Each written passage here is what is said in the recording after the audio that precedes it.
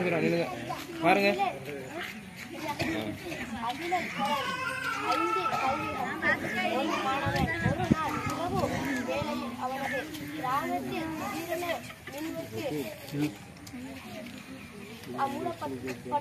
அமுலப்பட்டது. அம்மா, அப்பா, தாத்தா, பாட்டி, அண்ணா, தங்கை ஆகியோர் வீட்டு வந்து அமர்ந்தார்கள். அவ்வேளை வாருங்கள் அண்ணா, விளையாடுவோம். இருள் சூழ்ந்த இந்த வேளையில் என்ன விளையாட்டு போகிறீர்கள்? அது தானே அம்மா, இரவு வேளையில் என்ன விளையாட முடியும்? அதில் நான் சொல்வதை கேட்பேன்.